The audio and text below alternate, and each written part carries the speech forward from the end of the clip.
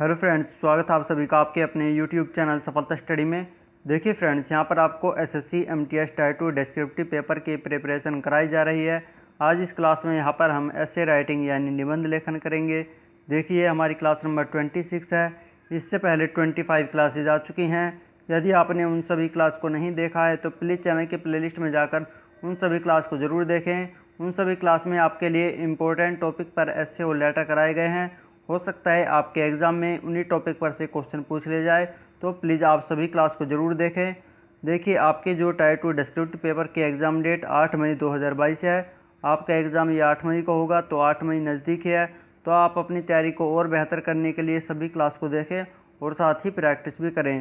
देखिए आज की क्लास में जो ऐसे राइटिंग से क्वेश्चन लिया गया है, काफ़ी इम्पोर्टेंट क्वेश्चन है। इस क्वेश्चन में नागरिकता संशोधन अधिनियम पर 250 शब्दों में एक निबंध लिखने के लिए कहा गया है। तो ये काफ़ी इम्पोर्टेंट है, तो आप इस क्लास को लास्ट तक ध्यान से देखना है। काफ़ी इम्पोर्टेंट है ये क्वेश्चन। तो चलिए आगे चलते हैं। देखिए आप हमारे चैनल पर फर्स्ट टाइम आए हैं तो प्लीज़ चैनल को सब्सक्राइब जरूर कर लें और इस क्लास को लाइक कर दें। देखिए आप अपने एग्ज़ाम में यदि आप ऐसे लिखते हैं तो आपके एग्ज़ाम में जो आपको आंसर कॉपी मिलेगी, तो सबसे पहले आपको क्वेश्चन संख्या लिखनी होगी। क्वेश्चन नंबर यानी प्रश्न संख्या लिखेंगे। प्रश्न संख्या लिखने के बाद जो आप जिस टॉपिक पर आप ऐसे लिखेंगे उसे आप बीच में हेडिंग के रूप में ऐसे लिख देंगे। फिर इसके बाद जो आपके ऐसे का फर्स्ट पार्ट है, प्रस्तावना लिखी जाती है। तो प्रस्तावना में आप लिखेंगे कि नागरिकता संशोधन अधिनियम भारतीय संसद के द्वारा 11 दिसंबर 2019 को पारित किया गया था। आप यहाँ पर एक पूर्ण विराम लगाएंगे। आगे लिखेंगे यह अधिनियम अफगानिस्तान, पाकिस्तान तथा बांग्लादेश के कुछ निश्चित अल्पसंख्यक समुदायों जैसे ईसाइयों, बौद्धों, सिखों, जैन धर्मियों, हिंदुओं तथा पारसियों को, जिन्हें उनके देश में उत्पीड़न का सामना करना पड़ता है, नागरिकता प्रदान करता है। पूर्ण विराम लगाएंगे। देखिए जहाँ पर भी आपकी कोई लाइन कंप्लीट होगी तो आपको पूर्ण विराम जरूर लगाना होगा और उसमें आगे आप लिखेंगे इसने नागरिकता अधिनियम 1955 में संशोधन किया है। तो यहाँ पर आप पूर्ण विराम लगा देंगे। आपके एसए का फर्स्ट पार्ट यानी प्रस्तावना यहाँ पर कंप्लीट होती है। देखिए जहाँ यहाँ पर जो डेट लिखी गई है, जैसे 11 दिसंबर 2019 को यह नागरिकता संशोधन अधिनियम पारित किया गया था, तो आपको बिल्कुल करेक्ट डेट लिखनी होगी।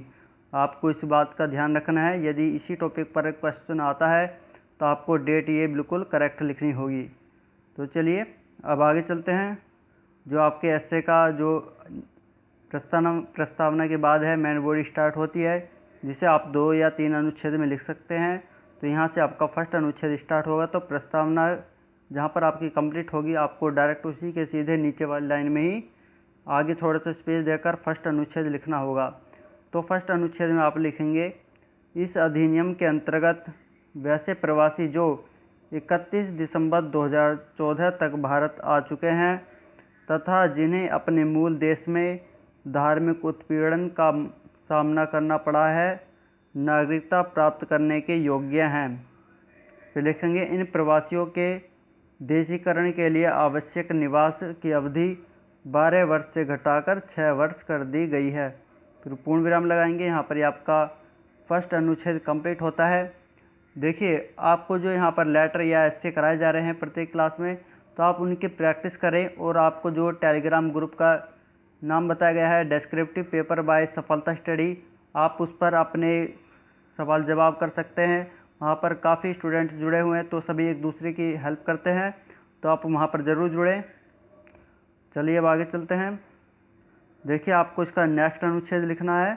तो नेक्स्ट अनुच्छेद के लिए आपको जहाँ पर फर्स्ट अनुच्छेद कंप्लीट होगा उसी के डायरेक्ट सीधे नीचे वाली लाइन में ही आगे थोड़ा सा स्पेस छोड़कर आप सेकंड अनुच्छेद लिखेंगे। तो सेकंड अनुच्छेद में आप लिखेंगे कि इस अधिनियम को पूर्वोत्तर राज्यों जैसे असम में भारी विरोध का सामना करना पड़ा, क्योंकि उन्हें भय था कि इससे उनके सांस्कृतिक तथा राजनीतिक वातावरण में बाधा उत्पन्न होगी तथा वे अपने ही राज्य में अल्पसंख्यक बनकर रह जाएंगे। ये पूर्ण विराम लगाएंगे आप। आगे लिखेंगे इस अधिनियम में मुस्लिम धर्म को शामिल नहीं करने के कारण भी इसकी आलोचना की गई, क्योंकि उन देशों में कई मुस्लिम समुदायों को भी उत्पीड़न का सामना करना पड़ा है। पूर्ण विराम लगाएंगे। देखिए यदि इसी टॉपिक पर आपका एग्ज़ाम में क्वेश्चन पूछा जाता है तो आपको टॉपिक से रिलेटेड ही सारा कुछ लिखना होगा, आपको अपनी तरफ से कुछ नहीं लिखना होगा। जैसे क्लास में आपको बताया जा रहा है तो आपको सभी बातों को ध्यान से सुनना है, फिर आप इसे अपनी कॉपी पर ज़रूर नोट करें। जो लेटर आप ये ऐसे आपको बताया जा रहा है इसे नोट ज़रूर करें। और देखिए, आपको अपनी राइटिंग का विशेष ध्यान रखना है।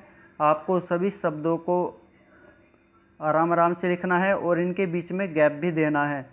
सभी को साफ साफ लिखना है। आपको इस बात का खास ध्यान रखना है क्योंकि आपके एग्ज़ाम में आपकी राइटिंग बहुत मायने रखती है, तो आपको राइटिंग साफ रखनी है।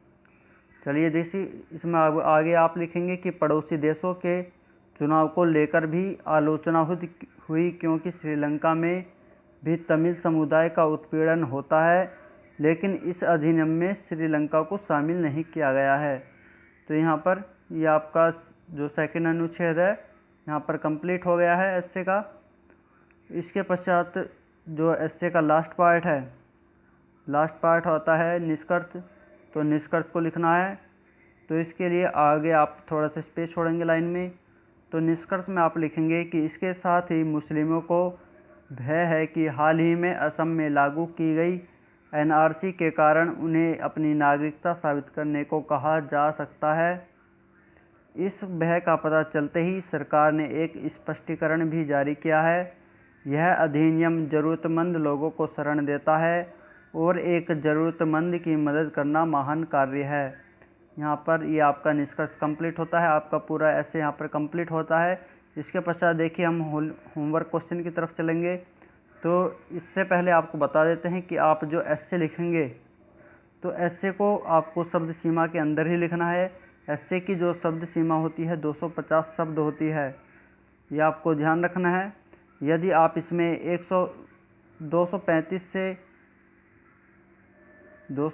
या 275 तक भी आप अपना एस्से लिख देते हैं तो आपका एस्से बिल्कुल सही माना जाएगा, लेकिन आप कोशिश करें कि आपका एस्से बिल्कुल 250 शब्द के आसपास ही रहे। 275 से बिल्कुल भी ज़्यादा ना हो, ना ही 225 से कम हो। आपको इस बात का विशेष ध्यान रखना है और आप प्रैक्टिस करेंगे तो आपके लिखने की प्रैक्टिस हो जाएगी, फिर आपका एस्से 250 शब्द के आसपास ही रहेगा। तो आप प्रैक्टिस ज़रूर करें। चलिए अब होमवर्क क्वेश्चन की तरफ चलते हैं। देखिए, आज का जो यहाँ पर होमवर्क क्वेश्चन लिया गया है ये भी काफ़ी इम्पोर्टेंट टॉपिक है।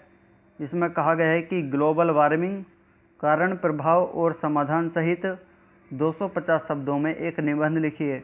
देखिए, ग्लोबल वार्मिंग ये भी एक इम्पोर्टेंट टॉपिक है आपके एग्ज़ाम के पॉइंट ऑफ व्यू से। तो आप इस जो आपको टॉपिक यहाँ पर दिया गया है इस पर एस्से लिखें और इसको आपको डिस्क्रिप्टिव पेपर बाय सफलता स्टडी, ये एक टेलीग्राम ग्रुप है, यहाँ पर पोस्ट करें क्योंकि यहाँ पर काफ़ी स्टूडेंट जुड़े हुए हैं और जुड़ रहे हैं। तो आपको सभी स्टूडेंट को अपने जो भी फ्रेंड्स हैं उन्हें जोड़ें और सभी देखिए वहाँ पर पोस्ट करते हैं, जो क्वेश्चन है उसका आंसर पोस्ट करते हैं। तो सभी एक दूसरे की हेल्प करने की कोशिश करें। यदि आप किसी स्टूडेंट के आप कॉपी देखते हैं, यदि उसमें आपको कोई गलती लगती है तो उन्हें बताने का प्रयास करें जिससे वह स्टूडेंट अपनी गलतियों को सुधार सके। और आप भी पोस्ट करते हैं तो दूसरे स्टूडेंट आपकी गलतियों को बताएंगे, फिर आप उसे सुधारने का प्रयास करें, इससे आपकी बेहतर तैयारी हो जाएगी। तो देखिए, आपको क्लास कैसी लगी आप कमेंट करके ज़रूर बताएं। आपके कोई भी क्वेश्चन हैं आप कमेंट में पूछ सकते हैं, जिनका रिप्लाई आपको शीघ्र ही किया जाएगा। तो आप इस क्लास को देखिए लाइक करके अपने सभी फ्रेंड्स के पास शेयर ज़रूर करें। आपको ज़्यादा से ज़्यादा शेयर करना है। और यदि आपने अभी तक भी चैनल को सब्सक्राइब नहीं किया है तो प्लीज़ चैनल को सब्सक्राइब ज़रूर कर लें और साथ ही पास वाला बेल आइकन दबाएं जिससे आपको नेक्स्ट क्लास का नोटिफिकेशन सबसे पहले प्राप्त हो सके। तो चलिए नेक्स्ट क्लास में फिर मिलते हैं। Thank you.